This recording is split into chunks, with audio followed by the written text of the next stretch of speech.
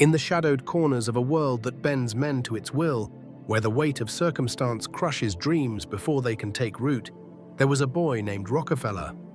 Born not into wealth, but into the crucible of scarcity, he stood on the edge of a life that could have swallowed him whole.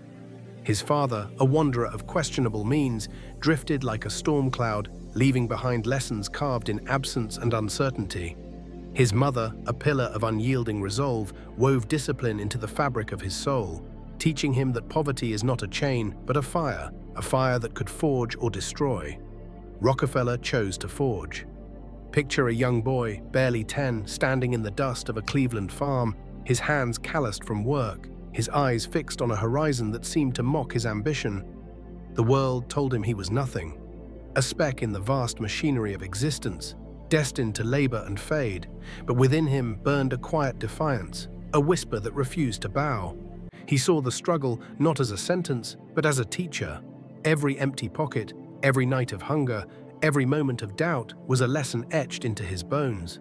The world does not give. It yields only to those who demand it. What is it to be born into want? It is to know the taste of desperation, to feel the weight of a life that could slip into oblivion. Yet Rockefeller understood something profound, something that separates the ordinary from the extraordinary. Poverty is not a destiny, it is a question. Will you rise or will you crumble? He looked at the world, not with resentment, but with a hunger to reshape it. He saw in the struggle not a reason to despair, but a reason to build. His mother's voice echoed in his mind. What you lack in means, you must make up in will. And so he began. The first step was not action, but belief.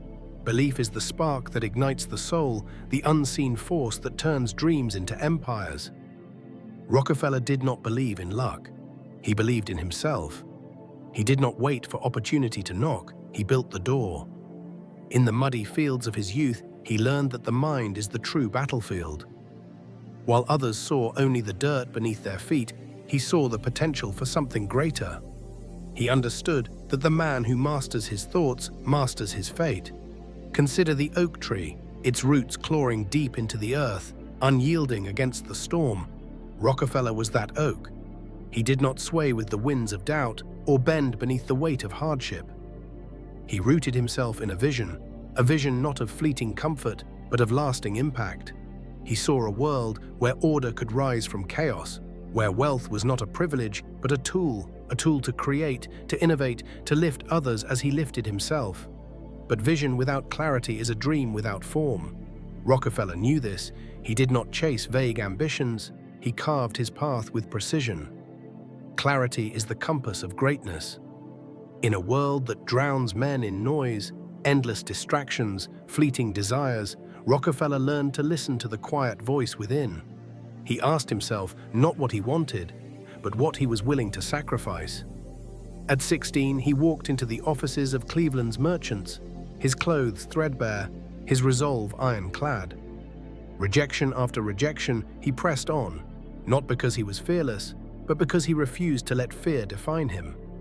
He knew that clarity is not found, it is forged. Every no was a chisel, shaping his purpose, refining his will. And what of purpose? Purpose is the flame that burns when all else fails. Rockefeller's purpose was not born in a moment of triumph, but in the crucible of struggle. He saw men like Carnegie forging steel from fire and Edison wresting light from darkness. He saw Lincoln, a man who rose from a log cabin to a nation's helm not by chance, but by an unrelenting sense of duty. Rockefeller's purpose was not to amass wealth for its own sake, but to create a legacy that would outlive him. A legacy of order, of progress, of a world made better by his hand. But purpose demands discipline, and discipline is the bridge between dreams and reality. Rockefeller did not rise because he was gifted. He rose because he was relentless. He woke before dawn, his mind sharp, his actions deliberate. While others slept, he calculated. While others wavered, he acted. Discipline was his armor, protecting him from the temptations of ease and the distractions of doubt. He understood that the world does not reward the dreamer, it rewards the doer. The man who acts with intention, who aligns every step with his vision, is the man who shapes history. In the streets of Cleveland, Rockefeller saw men labor for wages that barely sustained them, their lives dictated by forces they could not control. He refused that fate. He studied the world, its systems, its flows, its possibilities. He saw opportunity where others saw only obstacles. At 19, he entered the oil trade, not as a speculator, but as a builder. He did not seek to profit from chaos, he sought to tame it. His mind was a furnace, refining raw ambition into calculated strategy. He knew that wealth was not found in the ground, but in the systems that brought it to the surface. Action, then, is the heartbeat of progress. Rockefeller did not wait for permission. He did not hesitate in the face of uncertainty. He moved with the precision of a chess master, each step deliberate, each decision a building block in the empire he envisioned. He understood that action is not reckless motion, but purposeful force. Like Ford, who revolutionized industry with the assembly line, or Disney, who painted dreams onto the canvas of reality, Rockefeller acted with a vision that stretched beyond the horizon. He did not fear failure, he feared inaction. And yet, action without gratitude is a hollow pursuit. Rockefeller never forgot the lessons of his youth, the mother who taught him resilience, the father who taught him independence, the poverty that taught him hunger. Gratitude is not weakness, it is strength. It is the recognition that every step forward is built on the sacrifices of the past. Rockefeller gave thanks not for what he had, but for what he could do with it. He saw wealth not as a crown, but as a responsibility, a tool to create, to innovate, to leave the world better than he found it. But the path to greatness is not a straight line. It is a river winding through valleys of doubt and peaks of triumph. Rockefeller faced setbacks, competitors who sought to undermine him, markets that shifted like sand, a world that resisted change. Yet he adapted. Adaptability is the mark of the resilient, the ability to bend without breaking, to learn without losing sight of the goal. Like a ship navigating stormy seas, Rockefeller adjusted his sails, but never his destination. He knew that the man who cannot adapt is the man who is left behind. Resilience, then, is the steel in the soul. Rockefeller's empire was not built in a day, nor was it built without pain. He faced criticism, betrayal, moments when the world seemed to conspire against him. But he did not falter. He understood that resilience is not the absence of struggle, but the courage to push through it. He looked to men like Lincoln, who endured a nation's fracture to preserve its unity, or Edison, who failed 1,000 times before illuminating the world. Rockefeller's resilience was not blind optimism, it was a refusal to surrender. And what of learning? Rockefeller was no scholar in the traditional sense, yet his mind was a crucible of knowledge. He studied not just books, but life. Every failure was a lesson, every success a question. He sought wisdom in the patterns of the world, in the rise and fall of markets, in the ambitions of men, in the rhythms of progress. Lifelong learning is not a task, it is a way of being.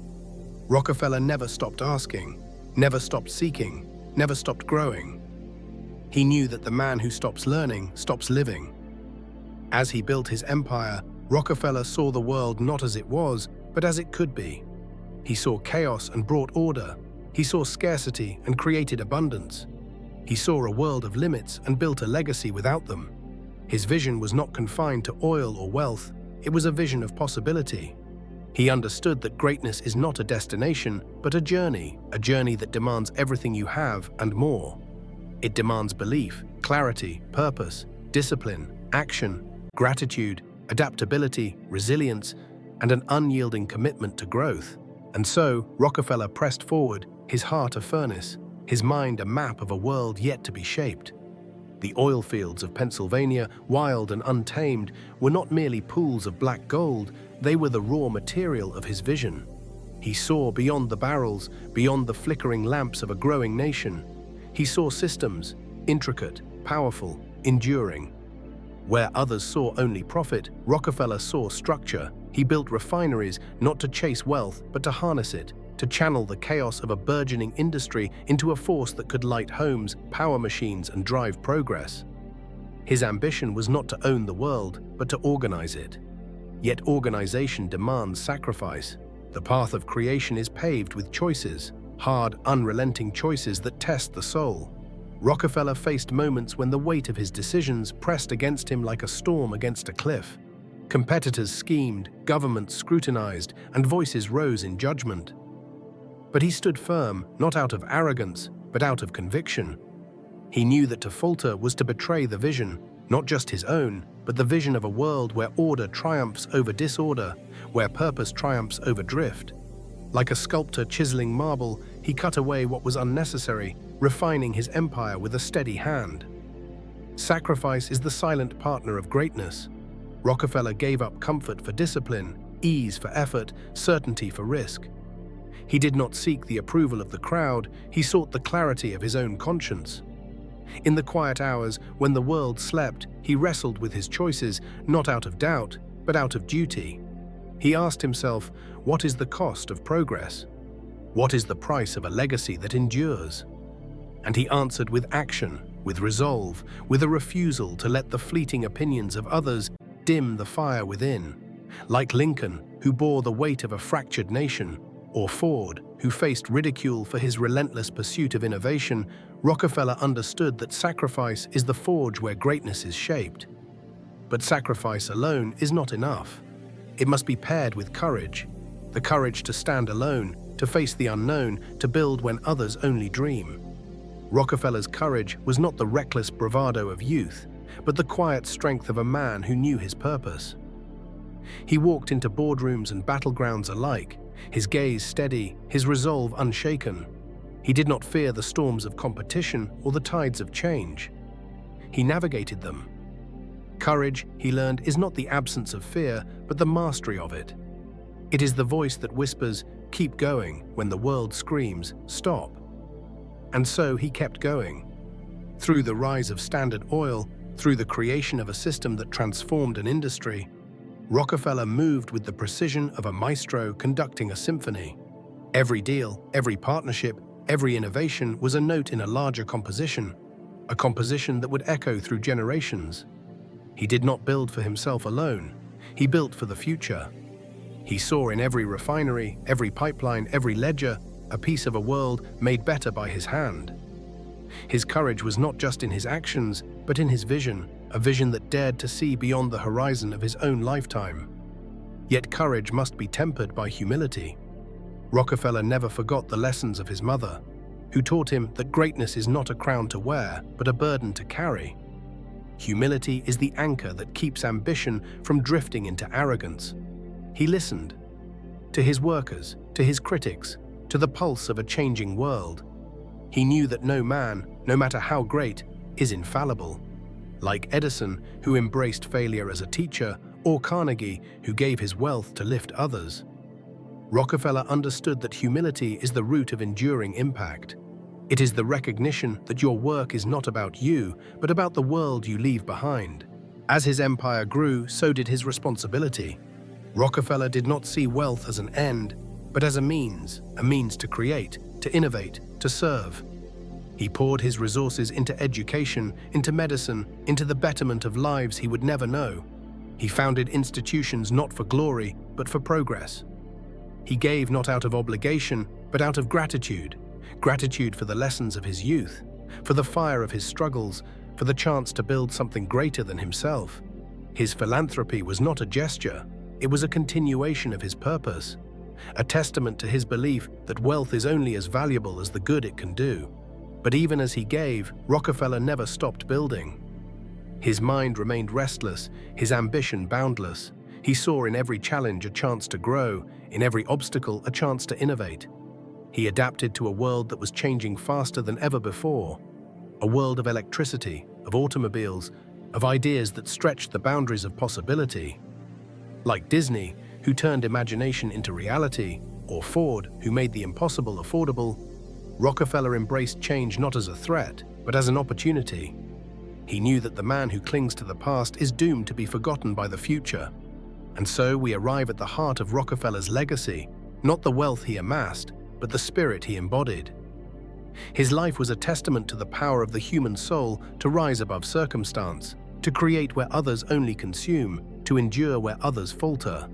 He was not a man without flaws, but a man who refused to be defined by them. He was not a man without enemies, but a man who refused to be diminished by them. He was a man who took the raw material of a hard life and forged it into something extraordinary, a legacy that stands not in gold, but in the lives he touched, the systems he built, the world he shaped. What then is the lesson of Rockefeller? It is this: you are not your circumstances. You are not your failures. You are not the limits others place upon you. You are the fire within, the vision that burns, the will that refuses to break. You are the architect of your own destiny, the builder of your own empire. The world will test you, it will challenge you, it will try to break you, but it cannot stop you unless you let it.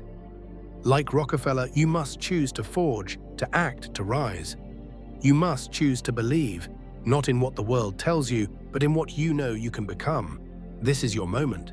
The struggles you face are not chains, they are chisels, shaping you into something greater.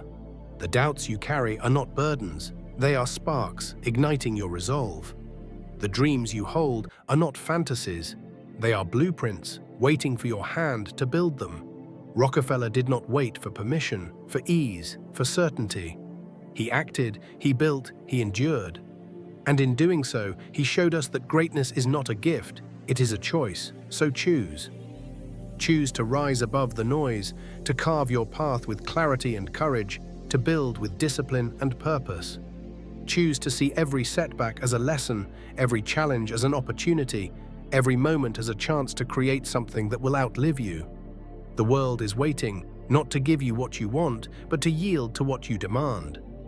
Demand greatness, demand purpose, demand a life that echoes through the ages, as Rockefeller's did. This is not the end of your story, but the beginning. The fire that burned in Rockefeller burns in you.